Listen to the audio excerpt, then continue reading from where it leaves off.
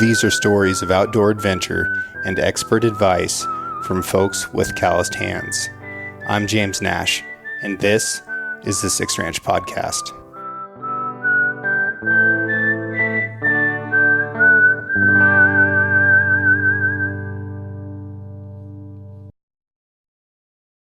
This episode of the Six Ranch Podcast is brought to you by Defend Security Cameras. Mr. Nate Illingsworth, is it awkward at all for you to be such an inspiration for people? Like, did you see that? Did you see that coming? And is there pressure that comes with that now that it's happened? Oh, I mean, like a kid from Baker City, Oregon, you pretty much just expect greatness right out of the gates. I remember standing on the sidelines in a JV football game while I was a junior, just thinking I might be going places someday. Yeah. Yeah. I mean, it's a great view, right? Yeah. No better place to watch the game. I know. Yeah. That was the nice thing. High school football, I always had front row seats. Uh-huh. I remember when I found out the hack of filling your hand warmer with snacks, because you knew you weren't going in the game anyway. So I had M&Ms, beef jerky, seeds was a popular one. Because, I mean, I knew that I had no chance of spilling them except during halftime when I had to run into the locker room. But other than that. Yeah, that's clever. I didn't learn about the multi-use of hand warmers, until really I think 5 years ago. I got my first one for waterfowl hunting, and I was like, hold on a second. This is for breakfast burritos. Yep. Yeah. And then that acts as a hand warmer. Exactly. Like a heated hand warmer. Yeah. Yeah. Until, the last decoy gets thrown, and then, 32 seconds later, I'm out of breakfast burrito. Yeah. But at least there's a warm place where it used to be. Where I always would duck hunt is warm sloughs. And you would always hope that when you reach into the water that it was a little bit warm because it's like steamy and everything else is frozen over. And when you go grab a duck and then the water's still cold, but somehow it's warm. Mm-hmm. And then it never actually warms up your hand. You're just worse off. Yeah, that's a fact. I had a crazy day kind of related to that one time in college in Montana. It was about 40 below zero. Not a smart condition to be out duck hunting in, but I'm not a smart man, so we were out duck hunting. And there were birds that were up, but they were flying super high. Nothing was coming down.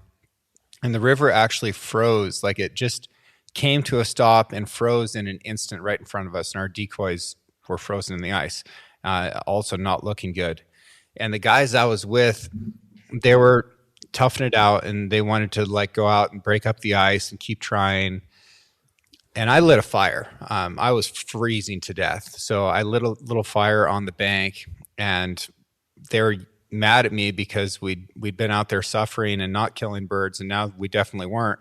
And pretty soon, their desire to be warm overcame their anger, and we're standing around my little fire, and we hear plump, plump, and 2 ducks had landed on the ice in our frozen decoys. And we turned around and jumped them and shot them. And then birds started funneling out of the sky like full ducknado fashion and coming straight down this smoke column. And we shot 3 limits of birds in the next hour. It was absolutely incredible. And my best guess, Nate, is that they thought that was a warm spring and that smoke was actually steam.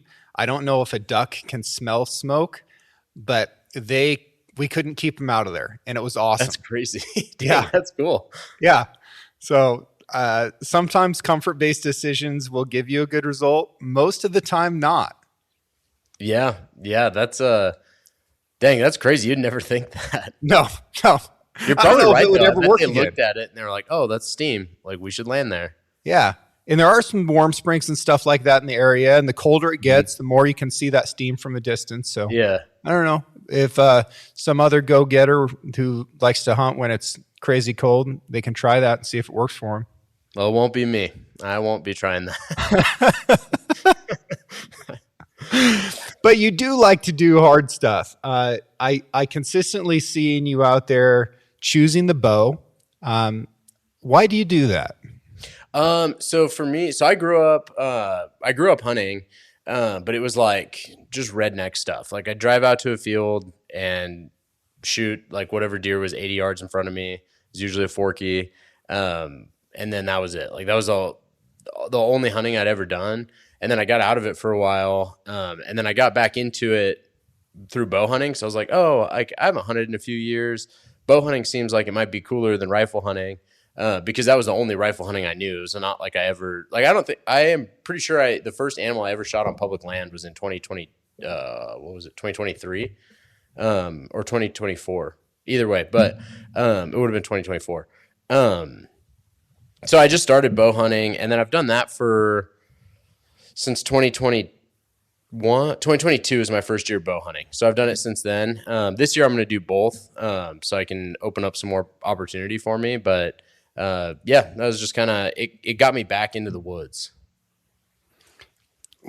Why did you feel that call? Why did you want to try to pick something up that you'd left behind? Honestly, I got super fat. I was living in Texas, and I lived at the same exit as a Buckeyes. Have you ever been to Buckeyes?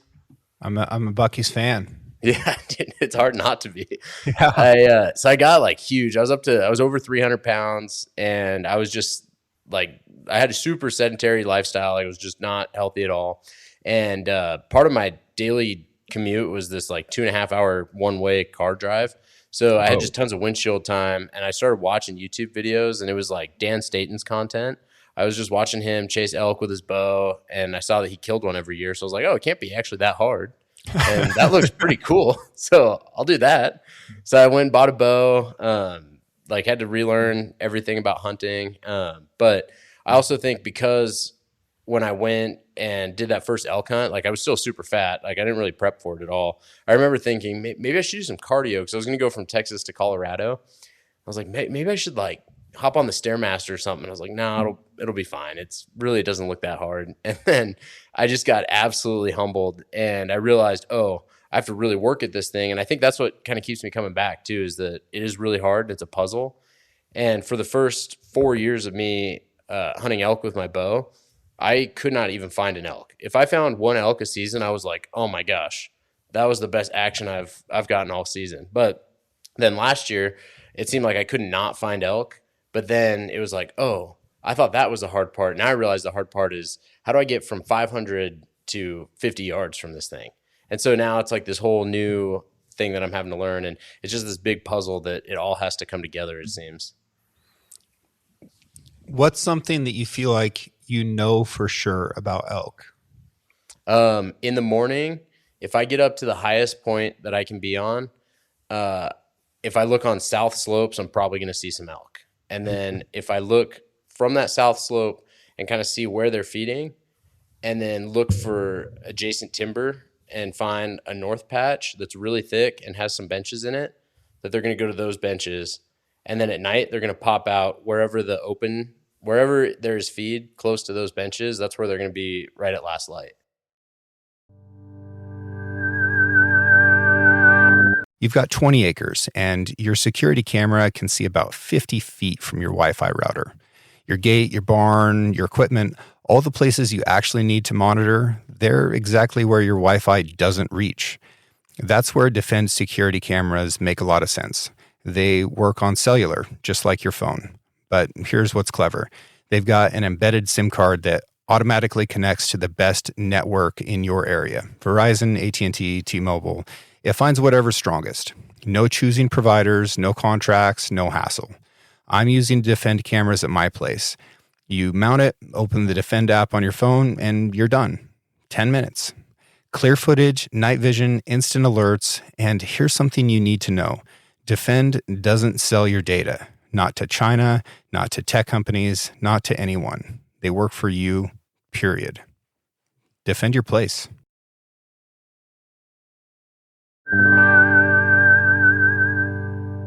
I think that that's a really solid place to start from. What's your biggest question about elk that you feel like you haven't answered? When to be aggressive and when to watch where they go. that was one thing. I feel like last year we were super cautious because we were like, oh, we have these elk in this basin, and it's not that big of a basin. And we hiked 5 miles to get back in here. So I don't want to blow them out because then I would have to go back out and go find a new basin. So we'd watch them, and then they would leave on their own. And we're like, oh, well, we didn't even make a stock on those elk. But then there were other times when we were maybe too aggressive and should have waited, and then we would have gotten a better opportunity. So I feel like that's kind of the hang up for me right now. Yeah. So you're kind of looking for the conditions that suit your style. Yeah. I find that to be really true with people at all stages, right? Like, as guys get more and more successful throughout their careers, the number of days in the season that they're punching their tag on, that window tightens up more and more. So some of the most successful elk hunters I know have like a 3-day block that they're killing a bull in every year. And I think that that's because they have a refined style that they've developed over a long period of time that works specifically during those days very, very well. Mm-hmm. And while there's a lot of factors that change elk behavior, there is this major condition, which is photo period, the amount of light during the day that biologically affects those animals in the most predictable way that we possibly can have. And when you can line up conditions like that and then refine it down to a time of day and then, you know, the characteristics of a specific bull and the herd dynamics of that, then these guys are wildly successful. I'm the same way guiding, where there's a time block where I feel like I'm going to be very successful. And then there's other time blocks that, like, we're going to do our best, but these aren't my best days. Yeah. And I think that's one thing that's hard for like new hunters that it didn't really click for me until last year. Was there's a ton of good information online, and it depends on like who you listen to, what you're going to hear, but it's really easy to get overwhelmed with all of that. And then let's say you're hunting a unit that's super thick, you don't have much availability to glassing, and then someone else that you're listening to is hunting super open country where there's not much timber, it's really sagebrushy, you can glass forever. Like, those two guys, that style of hunting might not match where you're at. So you have to kind of pick and choose like what information you're going to take. But ultimately, I think the best thing is, like what you're saying, is just develop what's going to work for you where you're at. But the only way you can get to that point is just through reps and time in the woods. Facts. Absolute facts. Why elk? They're just hard. And they taste way better than deer. You think so? Yeah, I like mule deer. The whitetail that I've eaten has been fine. I think mule deer is fine. I really like elk. But it's just hard. It's like I know every year I'm going to fill my deer tag now. Barring something crazy happening. But with elk, it's still like, man, I really appreciate, like last year I shot a cow and I was so grateful to shoot that cow.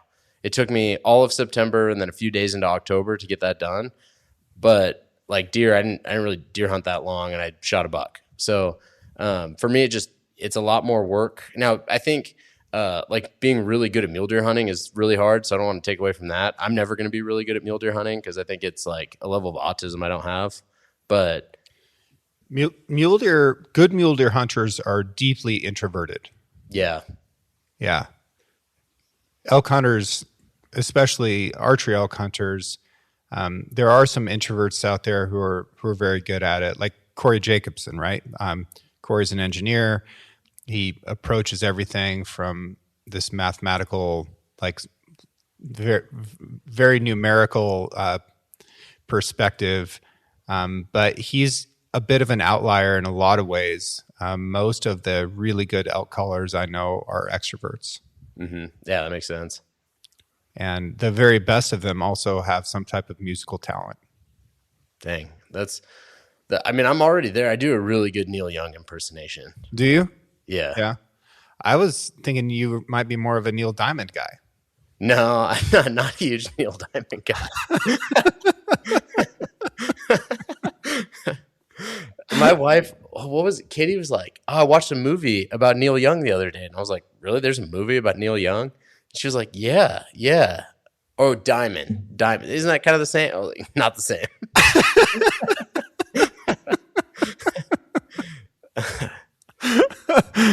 I think I could only name 2 Neil Diamond songs. America, and then the one that everybody knows. I know the words, I just don't know if I know the name. That's all right. I can't name any. Well, okay. So Yeah. Oh gosh.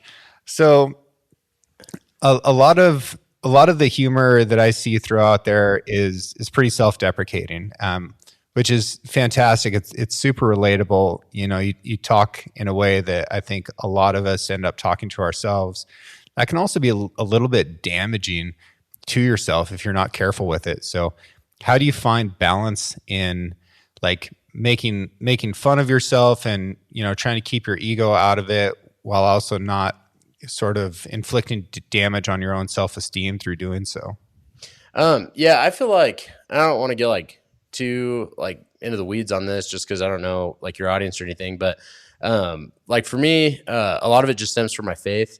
I really think that like without Jesus, all of us are nothing anyway. So I think it's important to know where that source of goodness comes from. And to know like that me on my own, like I am a loser. I'm not going to make anything out of myself except for what I let God accomplish in my life. So I don't know, like for me, yeah, like I'm pretty self-deprecating and stuff, but it doesn't really affect my worth because I don't really tie that in myself. Like my accomplishments aren't my accomplishments. So like I feel like I have a pretty easy time like kind of compartmentalizing that. I don't think you're a loser. I feel like I don't know. Maybe I should get better at that because it's kind of my self view. I feel like that's just kind of the natural tendency for everybody. Like if you just like revert to not trying, like everybody has to put out effort to not just be nothing. Does that kind of make sense? And Yeah. maybe I didn't say that right. Yeah, but I just don't want you actually believing that because it's not true from my perspective at all. I think you're awesome. Thanks. Well, you don't know me very good. No, you are, man. You're helping a huge number of people. You know, I lost a pile of weight too, and it was really, really hard. You know, it was very, very painful for me to do it, and it's kind of hard every day. Yeah. I also killed just an absolute ton of elk when I was really fat. So I don't want people to think that physical fitness is prerequisite to success in elk hunting. I think that it helps. Like there's nothing about being in good shape that's going to make hunting harder. The opposite is true. If you're not in good shape, hunting can be harder. Something that I find with people who are super, super fit is it can be a problem in their hunting because they've worked so hard to develop their mobility that they want to use it. Yeah. And dudes who are in wicked good shape, it can be hard to pin them down and be like, no, actually, we're going to use that discipline to just sit here. And we're going to do that for a really long time, maybe more than one day. And boy, that's a big ask of somebody, especially if they're in really good shape. If they're in terrible shape and you're like, hey, we're going to sit here until it gets dark and we might spend the night here. They're like, oh, thank God. What a great idea. I've got this Onyx track on my phone that it's like 17 miles and it goes like, if you look at it, you'd be like, dude, are you retarded? It's the dumbest track ever. And I remember while I was doing that, I was like, dude, this is awesome. I can go forever. And it was before 1 p.m. And I just burned so much country. I got on the trail at I think I started walking in at like 5:30, which was way too late. And I got into this basin and like there were these awesome meadows everywhere. And I was like, dude, this is great. Like there's crap everywhere that's super fresh. There's a wallow right here. There's water. There's feed. It's super isolated. This is awesome. Let's keep going. And I just walked past everything. I didn't see any elk. And then I was like, oh, huh. But I always keep that Onyx trail is a reminder that, yeah, you're right. Like it's really easy just to throw down miles because then at the end of it, they're like, dude, I went 17 miles. I'm working so hard.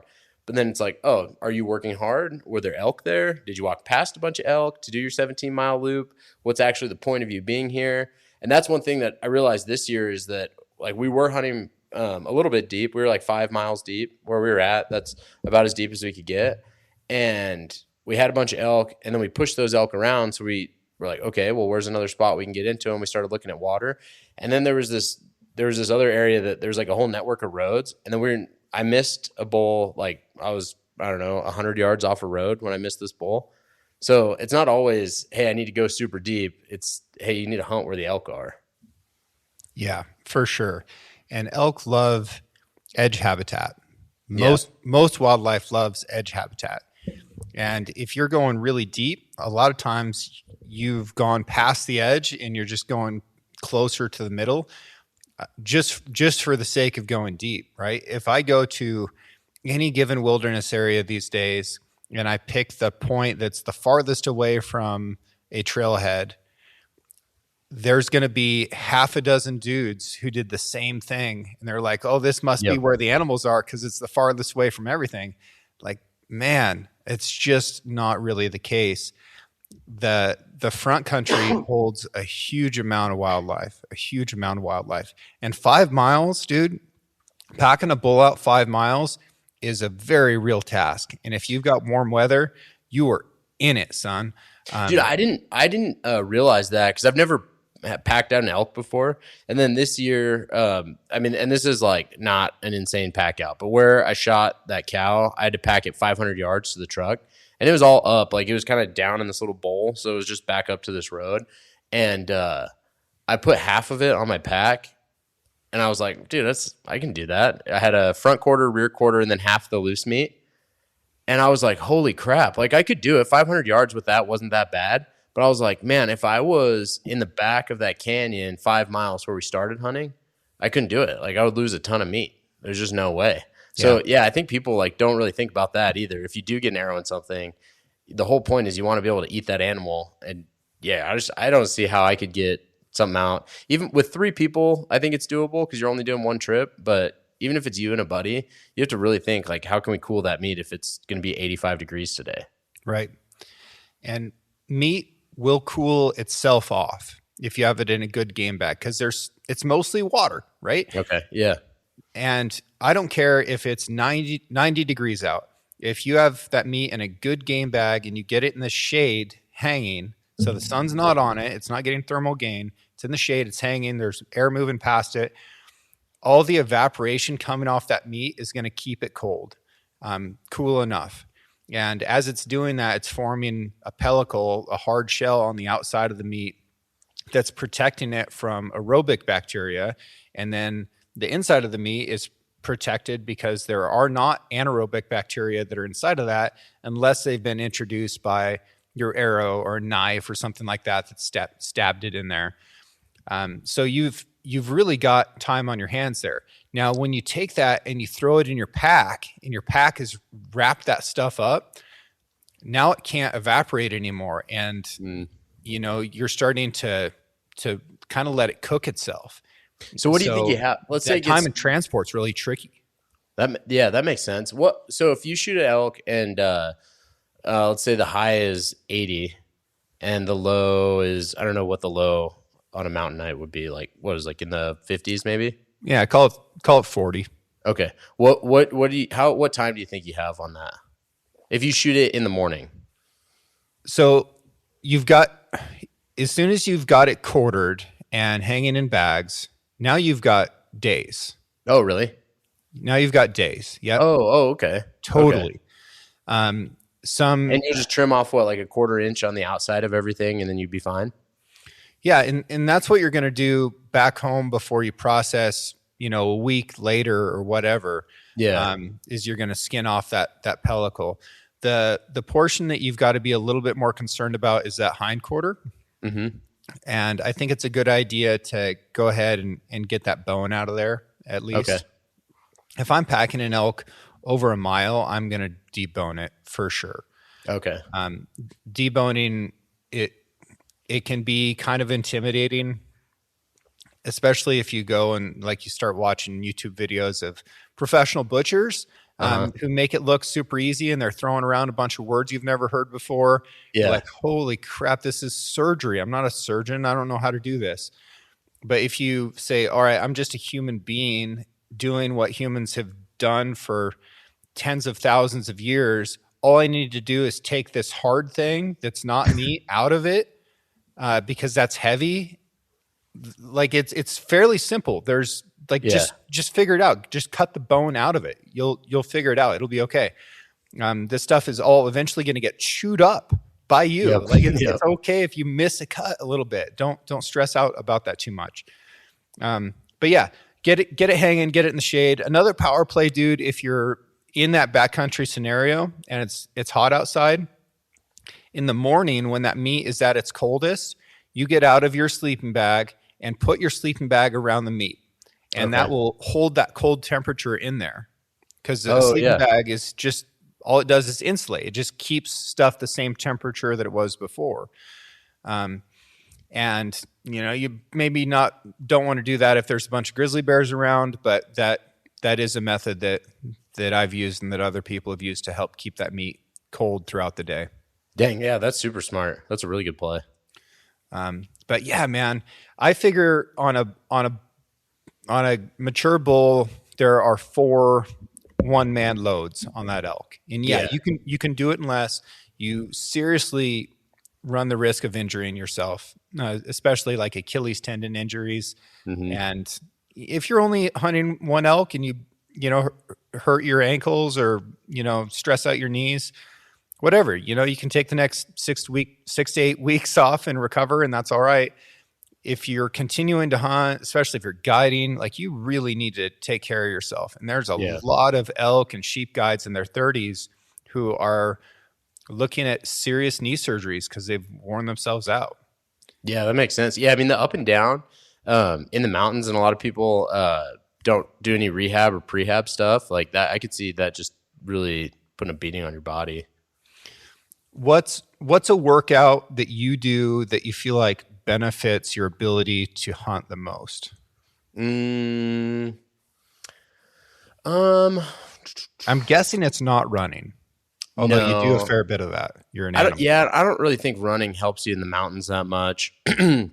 I would say it's like maybe a mix of some of the like CrossFit-y stuff where you're just redlining and then letting it come down. I think that is really, really good. Like one of the like I follow the Mayhem programming, and one of their things that they'll always write into workouts is 3 4 minute intervals, and then in between you'll take a minute off.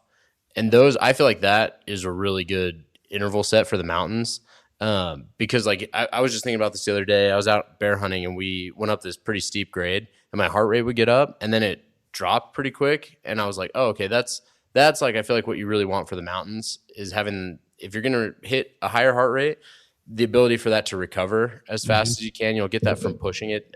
So I think anything functional that you do, and then just your legs, like anything you do for your legs, front squats, back squats, like anytime you're under a heavy barbell. I also think if you're doing some Olympic lifting, I think that really helps your body just become resilient. And then plyos, I just started adding in more plyos. And those have been really. Is that like some kind of yoga? Yeah. Yeah. No, I like box jumps and like single leg pogo hops, jumping up and down like to a plate with single leg. That's been really, really good because I've been fighting Achilles stuff for a while. And that's been helping. Like I can feel that on my runs, especially. But I think that has a lot of transfer over into the mountain. Single leg pogos. Yeah, single leg pogos. I've never single leg pogoed once in my life. I wouldn't even know where to start. If you take just like a 45-pound plate and then jump up and down from the plate with one leg, you'll be blown away by how hard it is at first. Oh, I bet. And then you're like, your coordination is bad. Everything's bad. But then if you think when you're walking, you're going back and forth from one leg a lot. So having that strength, like that single leg strength, I think is huge. So even anything you can do single leg, Bulgarian split squats, like a deep lunge, anything like that is really going to help too. Stuff that's simulating climbing up a steep hill. Yep. Yeah. Yep. Because that's actually really difficult to find in the gym. I think those stair machines are fairly close to it, but yeah, just the idea of, all of your body weight plus your pack weight is going to be on that one leg as you move your entire body up a steep incline. That's pretty tough to replicate in the gym, and that's what you're going to be doing a lot of. And then, those full body exercises that help you, stabilize your core and keep you balanced, like that protects you a lot too. Falling down is still the number one way that people get hurt: slips, trips, and falls. Like that's how you get hurt in the woods. Yeah, I live by trekking poles. Like rarely will you see me doing anything without trekking poles.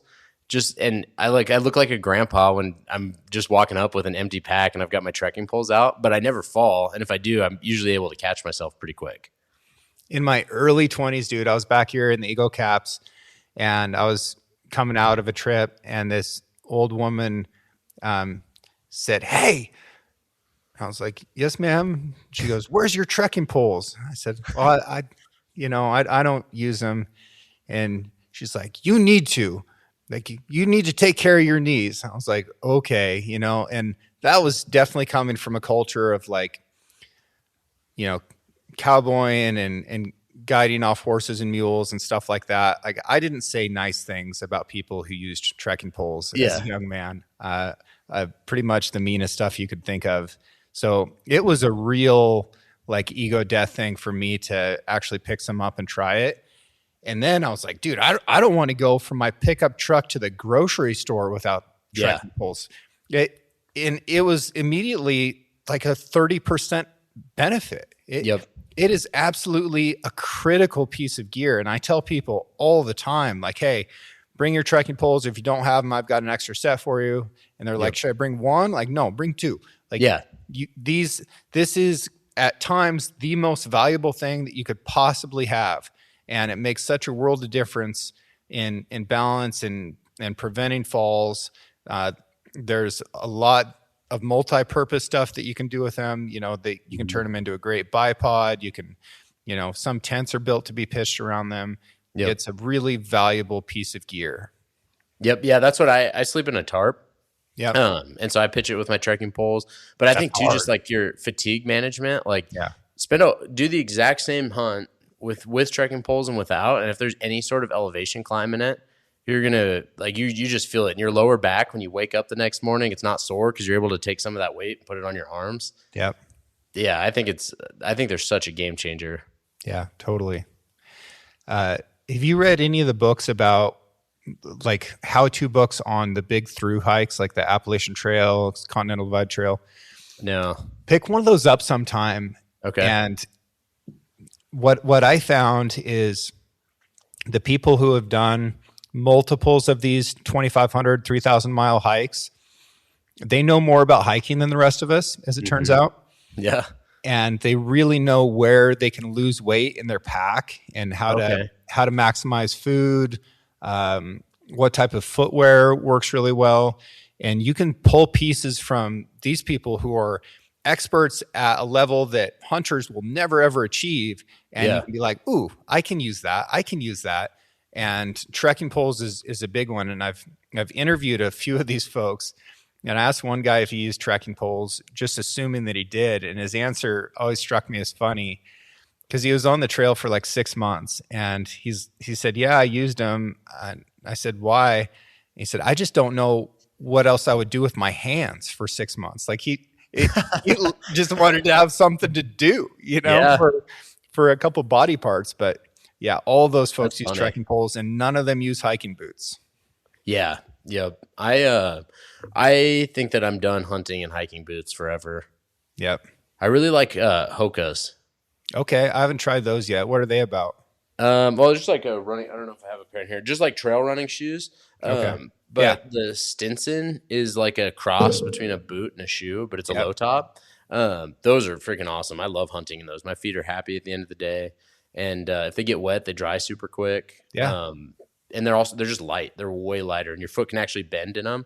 So it's not screaming at you when you wake up the next morning. I love those. And way quieter. Yeah, way quieter. Yeah. If I see guys show up in like some of these really stiff soled boots, like the mountaineering boots, that, like oh man, it's gonna be tough. It's gonna be tough to sneak up on something. It's even hard to get out of those boots too. Like I last year, when I missed that bowl, I took off my shoes when I was pretty close, but because I had the Hokas on, I just kicked them off. Like it wasn't like I had to reach down and unlace my boots while there was an elk standing right in front of me.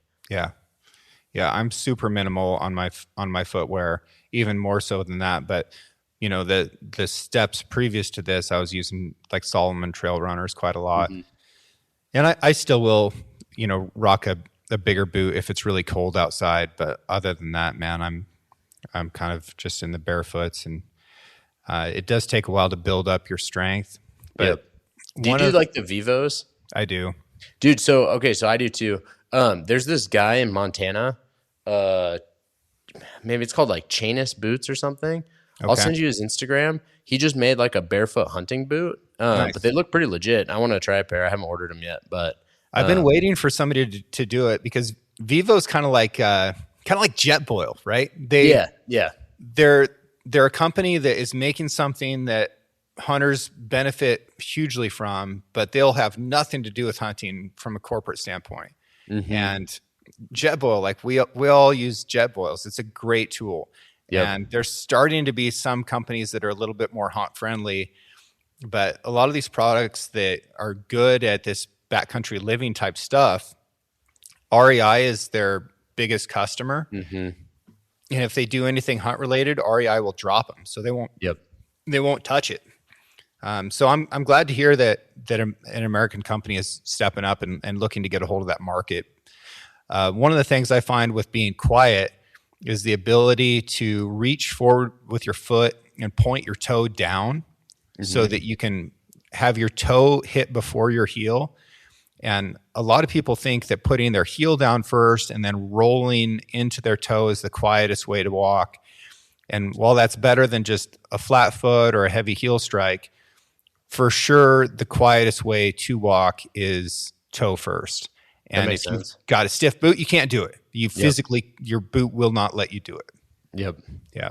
And you can't feel that pine cone that's going to crunch like a sonic boom just went off. Like, oh my God. Yeah. Why did you miss your bowl?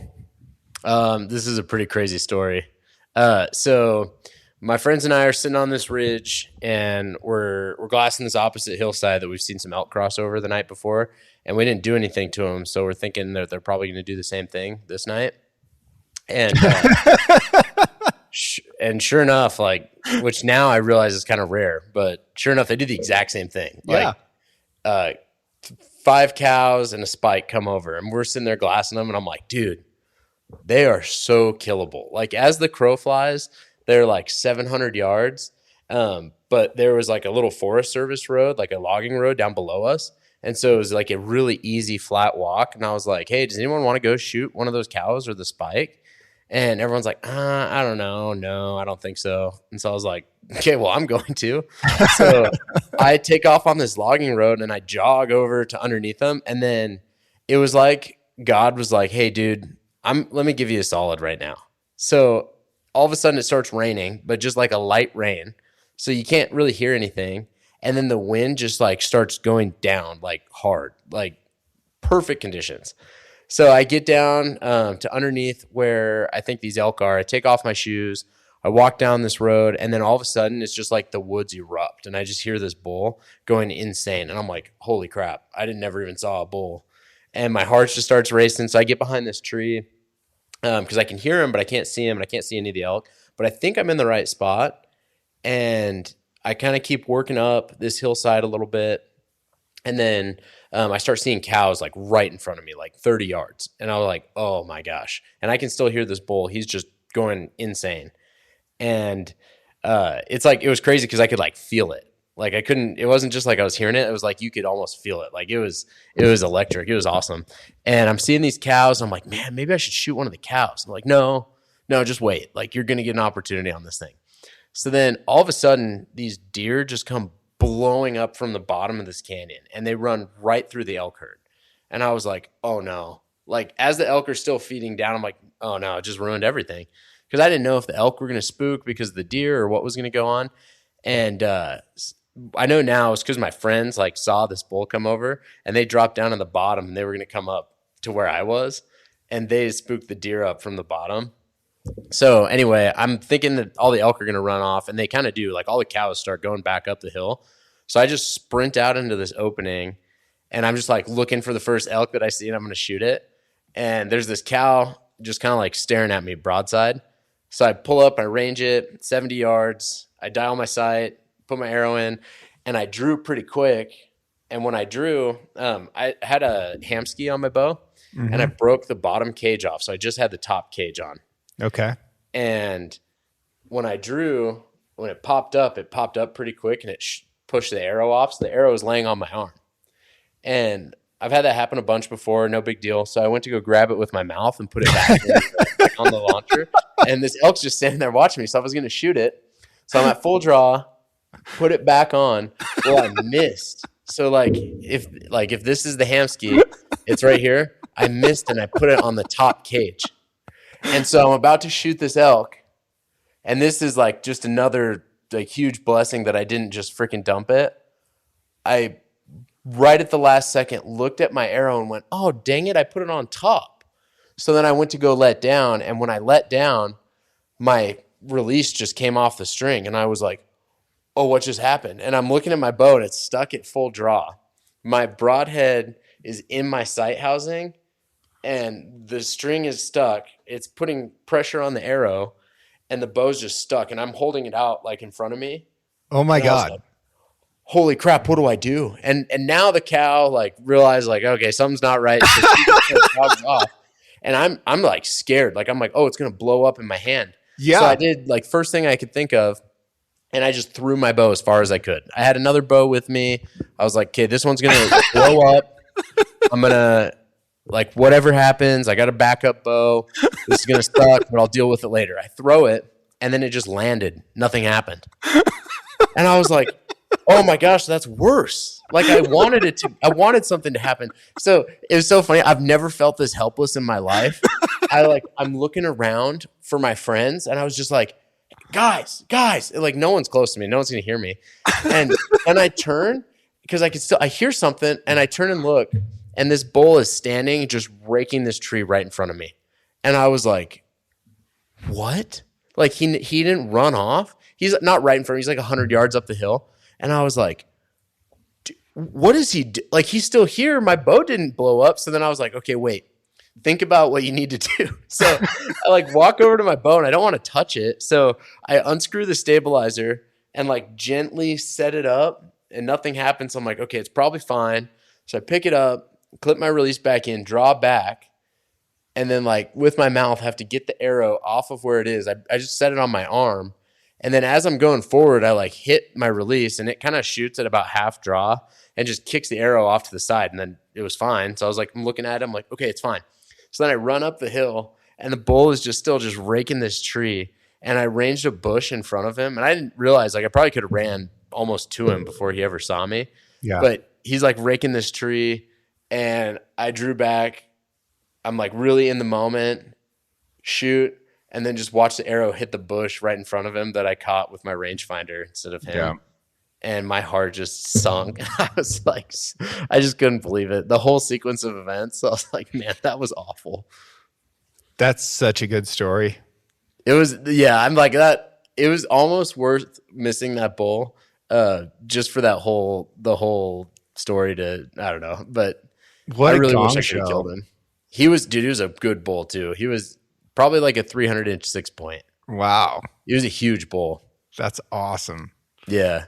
Dude, what a cool story. I love that. I mean, that, and I know it's going to sound weird, but I promise you'll look back and enjoy that story so much more than if you'd killed him. Yeah, I think you're right. Yeah, because I mean, that's just like I've got the picture on my phone and stuff, and it's always fun when I show that to people. They're like, "How'd you get your bow stuck at full draw?" It's like one of those things that, yeah. And that was the first time I've ever been at full draw on an elk. So Yeah. for it to be the first time, and then for my bow just to get stuck, it was pretty fun. I was working at this archery shop in college and setting up a customer's bow.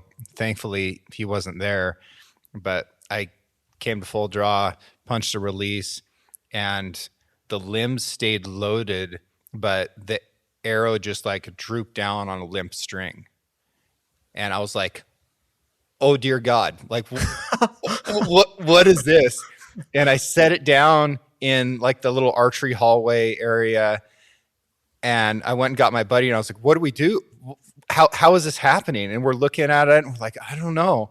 So of course we came up with a solution that every young man would come up with, which was poke it with a stick. So we went and got like this curtain rod and just like jammed this bow until it exploded, and nothing broke on it. Like, it was fine. We were able to restring it and it was all good. But there was a while that a few bows would have that glitch, and it was a couple Really? different, it was a couple different brands. And it was like a timing thing where you could basically overdraw them to the point where the cams themselves would be in a position where they would hold the limbs under tension with the cables, but it was past the point where they could start camming forward.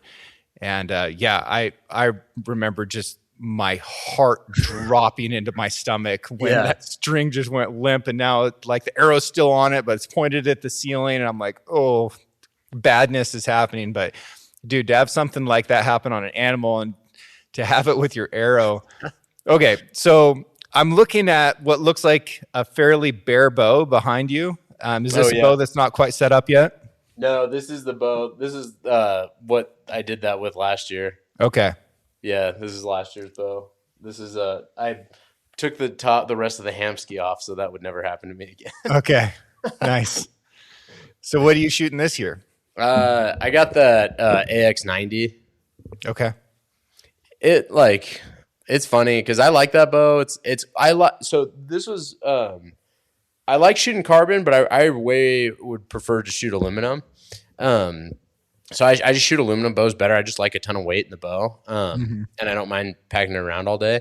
I like the AX90. I don't think you really need probably a 90-pound bow, but it's kind of a fun party trick to pull out at the range. Yeah.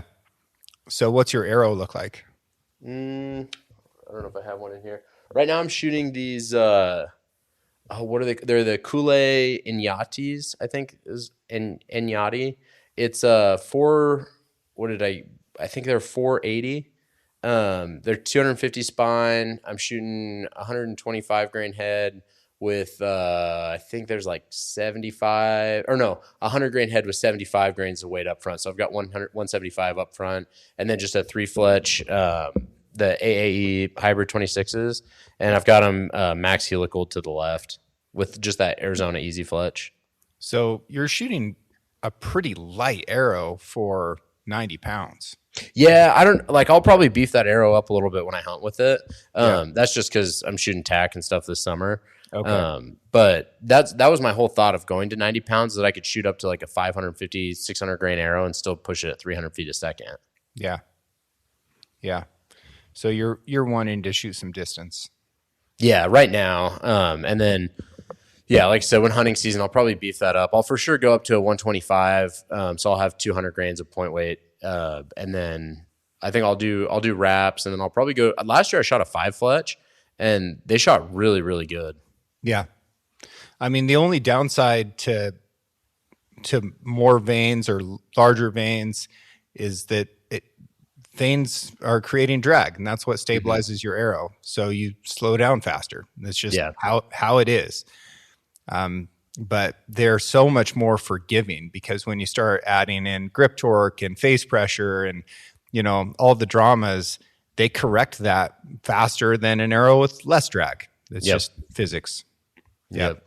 Dude, I'm shooting day 6 arrows this year, and I called Brian Broderick, and I was like, hey man, I need some bow bullets. And he goes, sweet. What's your draw length? What's your draw weight?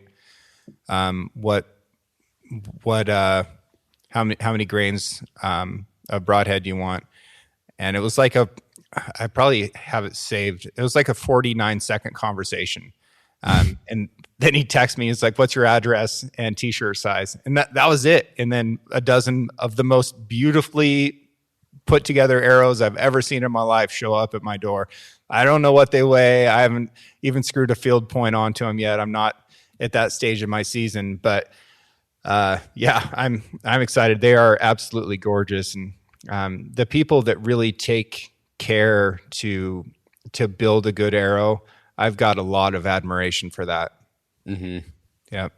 Yeah, I think that's one of the things I think that's cool about archery is that like there's so many things like that where you can put a lot of attention into, and then it feels more like it's your craft rather than it's just, hey, I'm gonna buy a box of shells and go out and shoot this deer. Mm-hmm. Yeah, you're more involved in it, which isn't for everybody either. Like, you grew up on the opposite side of the same mountain range that I live next to, and the culture over there is a lot the same as well. I remember growing up with guys who would brag about how many years they'd been killing animals off the same box of ammunition. Yeah. Yeah. Right. And it wasn't like shooting practice with your hunting rifle was not a thing for most people. The most shooting practice people got was, maybe shooting at a coyote that was standing too close to a pickup truck in a road, or shooting ground squirrels in the springtime, maybe jackrabbits on your side of the hill. Yep. But guys just did not practice with their hunting rifles that much. And there's still plenty of folks around that don't, but I'm so happy to see more and more people taking the time to go out and just enjoy shooting their rifle. And the joy of shooting is phenomenal. With archery, I think that's one of the biggest benefits of archery over rifle is that practice is that much more enjoyable. And once you've got the stuff, as long as you're not breaking arrows, you've got reusable projectiles. You can keep going. Yep. Yeah, that's one of the things that I was pretty lucky. My parents own a gun shop in Baker, and they're big into like reloading. So even from when I was a kid, it was kind of cool that like my dad was like, "Hey, here's a 270. This is your gun. You can have any ammo you want, but you need to like learn how to reload it." So it was cool because like from a young age, I was like, okay, well, do I like this bullet or this bullet? And I'd get to work up loads and go test them at the range. And then I got out of all that, and now I'm just getting back into it. But yeah, I think that whenever you can not just do the bare minimum in something, you just take way more ownership of it, and it means more to you because you have more invested into it. If you just go buy a box of shells, I mean, that's great. But if you worked up that load, you played around with a few different things to see what your gun likes, and then now you have a load that you developed for your gun, I just think it means so much more to you. It does, and you've got the experience behind it to understand it, and you've also got confidence in it as well, right? Yep. Like if I take out my 6mm Creedmoor right now that I spent 2 months developing the perfect load for it, and I settle the crosshairs on something, it is about to die. Yeah. Like that is over. It is over before I've pressed that trigger. And it's just my level of confidence is so extraordinarily high with that rifle and that ammo right now. And that confidence is also fragile. I am one missed coyote away from starting over and being like, I don't even know which end of this rifle is dangerous. I have no business talking about anything hunting or firearm or archery related. I'm starting over. Yeah. Like it's my confidence is very fragile, but right now, dude, yeah, I've got a lot of buy-in from the amount of effort that I put into it, with myself, and that's a good place to be. Yeah. Yep. Yeah. I'm excited to get that, to get into rifle stuff. I think, it's just cool to me how precise you can be. Yeah. I mean that I trend towards lethality, right? My personal ethics dictate to always use the most lethal thing that's legally available. Mm-hmm. And, I want to be incredibly precise and swift in how I kill that animal from an ethics standpoint. And then functionally, the quicker you kill that animal, the better the meat quality is. Yeah. period. So I'm really looking for a top of the heart shot, preferably hitting the aorta, because I want that heart to continue pumping, and I want it to pump out all the blood that's in the system, because the pulmonary vein is still attached, and it also can't gather up any of those hormones that the body's trying to produce while it's stressed. And that is maximum meat quality. So whether I'm using a broadhead or a bullet, that's what I'm aiming for. And when I can get it, it's pretty awesome. And I can taste it in the meat. Yeah, I heart shot a deer last year, and it was the quickest death I've ever seen from an animal. It was absolutely insane. It was like not even comparable to when you double lung something. It was insane. Yeah. I mean, a good double lung is very wonderful. Very wonderful. Yeah. Like, get through that mediastinum and it is over. It's over so fast. Yep. But yeah, lots of ways that it can work and lots of ways that it cannot work. My approach to archery, dude, at this stage of my life is that most of the successful archery shots that I've seen in my personal and in my guiding career are between 23 and 28 yards. And it doesn't take me very much practice to be proficient at that range. So I spend that time that I used to dedicate to shooting long range with my bow to developing other skills. Yeah. That I feel like yield me a little bit better result. But when I was going out and shooting competitions a lot, I needed to keep that really high level of precision for long range archery stuff. And then, I was just finding more and more over the years that, I need to be good at a 23-yard shot. That's what I need to have perfect. And something about your story, and I bring this up all the time and I'm never going to stop.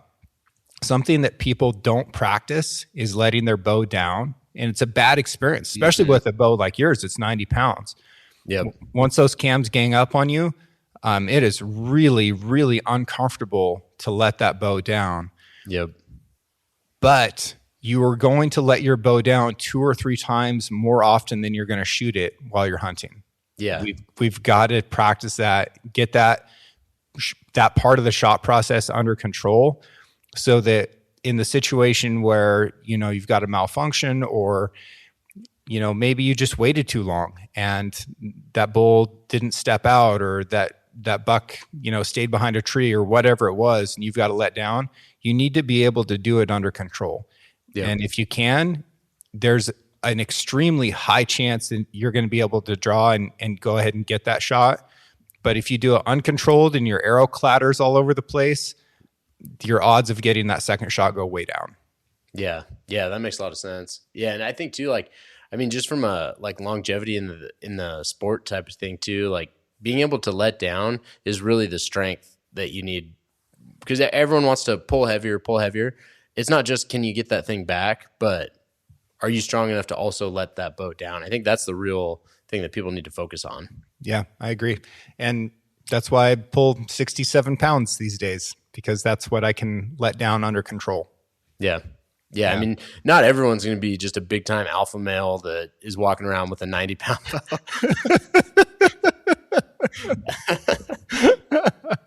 Oh, dude. How was your bear hunt with the Work Sharp guys? I love those dudes. Man, it was awesome.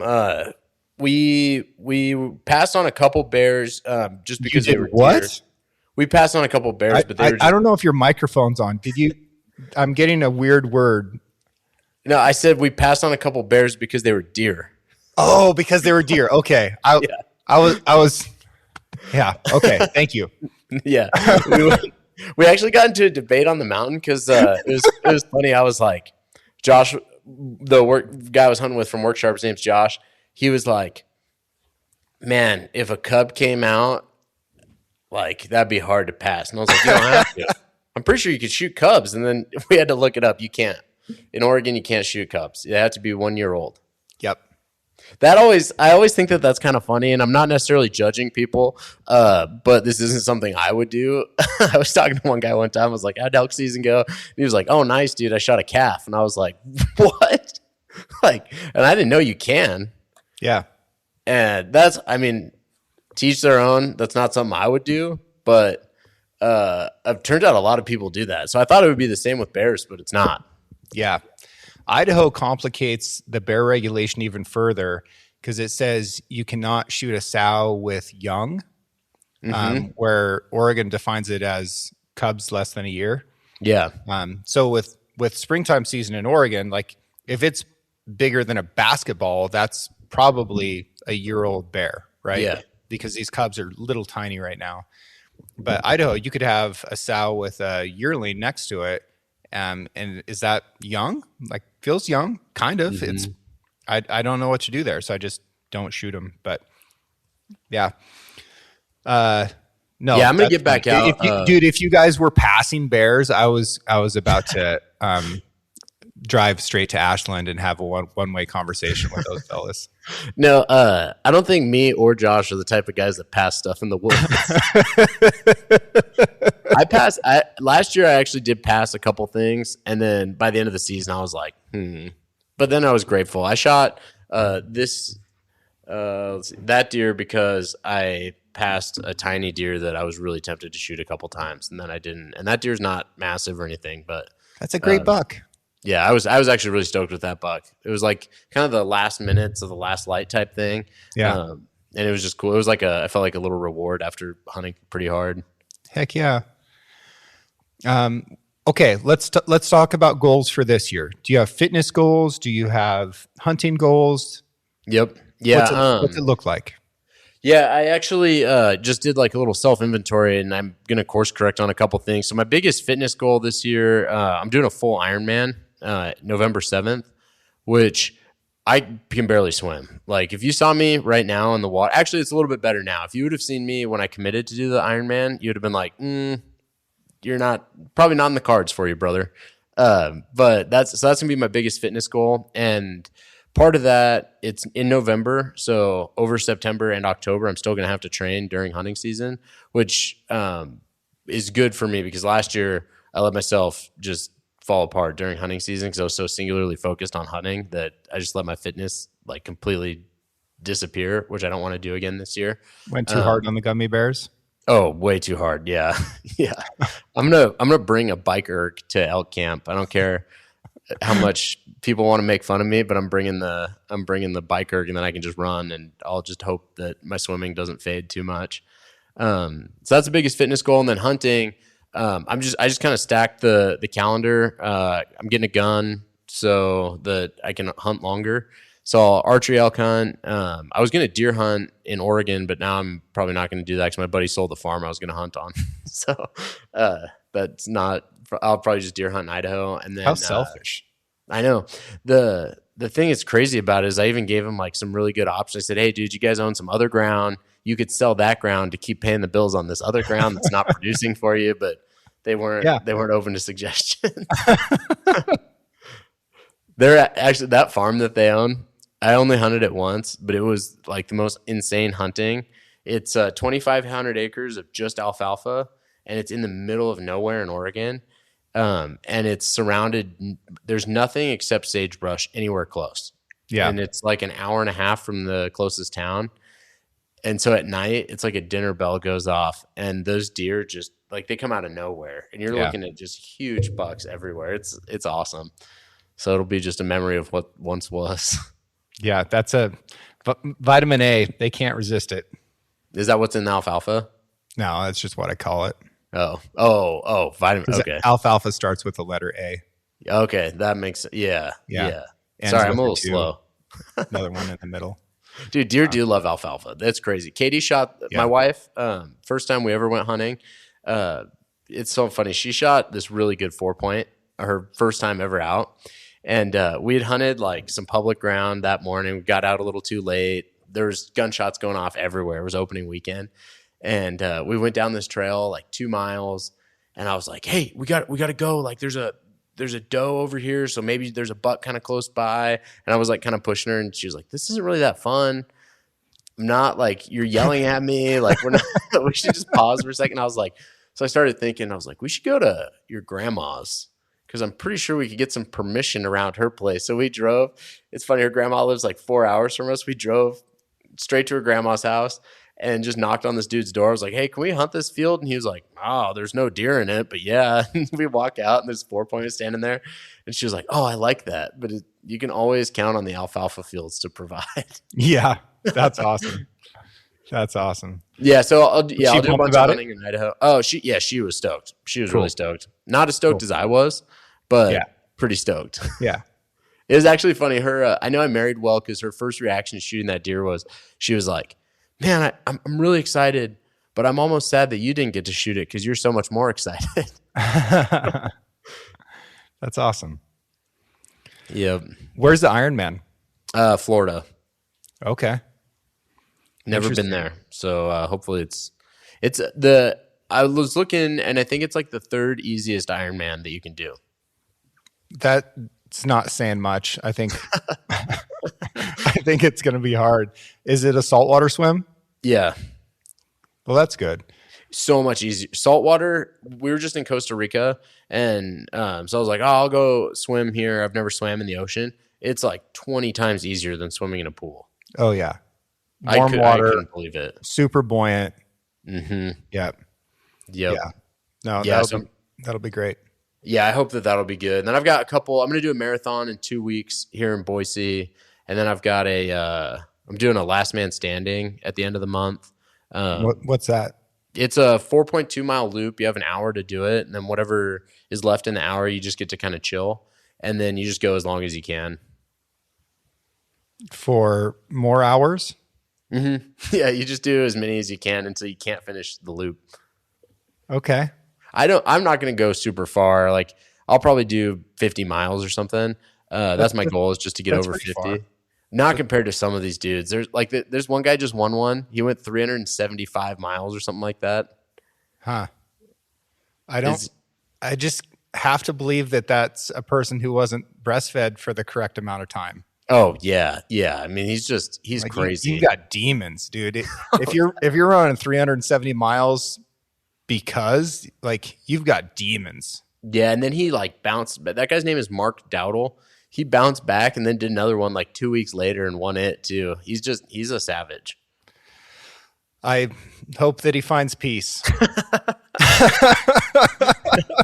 Yeah. I don't get, like, because you got to think, I mean, and 370 miles, but you have to do each of them, like every loop, you have to go under an hour, 4.2 miles. So it's not I mean, you think about it, you're like, oh, I could do 4 miles in an hour. That's really easy until you're 75 hours deep and still doing that.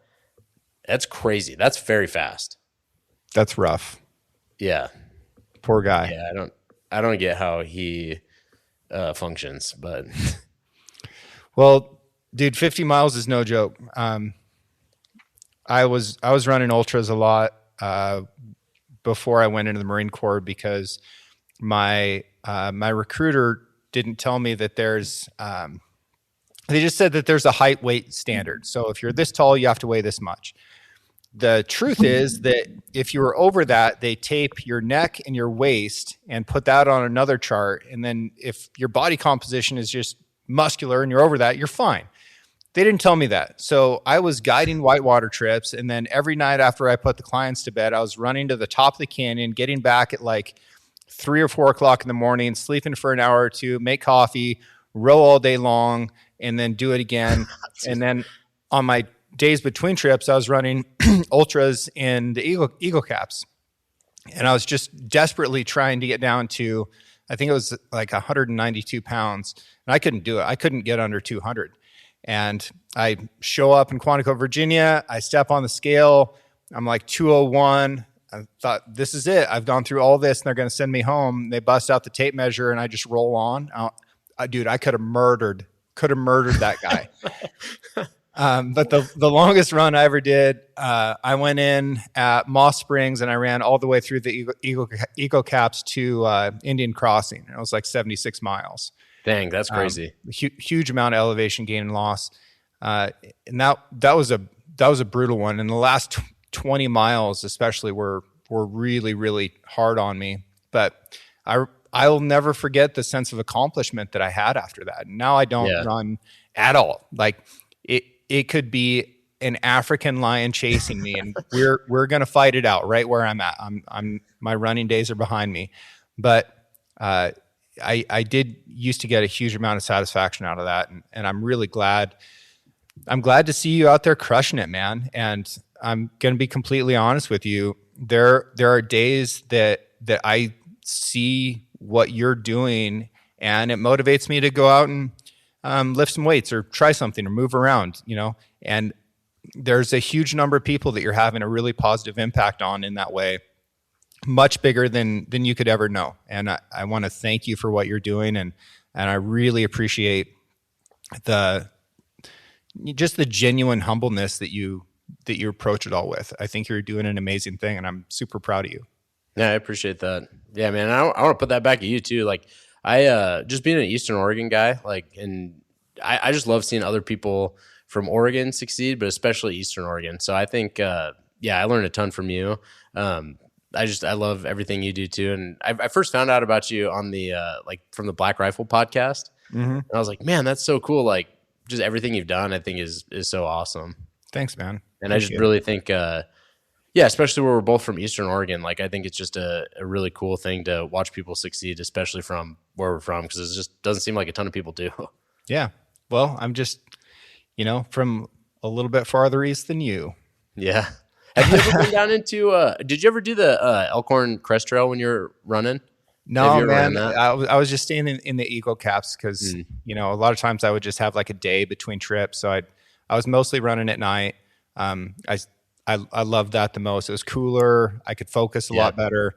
And the distance just didn't feel as bad, especially running in the mountains where in the daytime you look at that pass that you've got to go through and it's really intimidating. At night, all I can see is like 15 feet ahead of me in the headlamp. It's like, whatever, it's steep right here.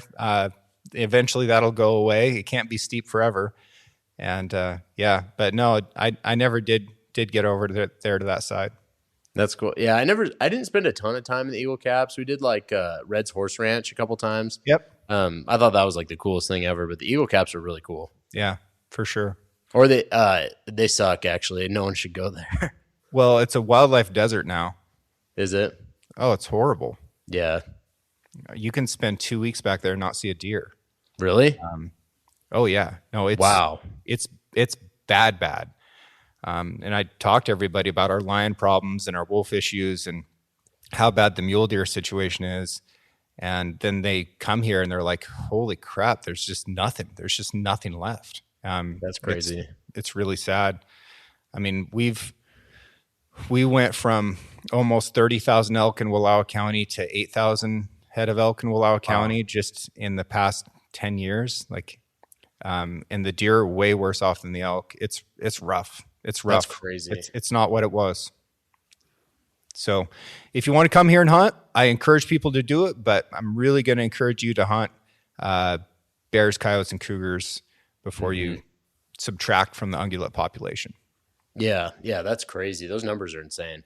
Yeah. So anyways, where can people follow along in the wild, wild journey of Nate Illingsworth? Instagram, YouTube. I'm restarting my podcast. Sick. So I'll have that rolling too. But yeah. Okay. And how do they find you? Nate_Illingsworth. Okay. Easy enough. Yep. There's not a whole lot of Illingsworth, so I was able to get that one. Yeah, nice.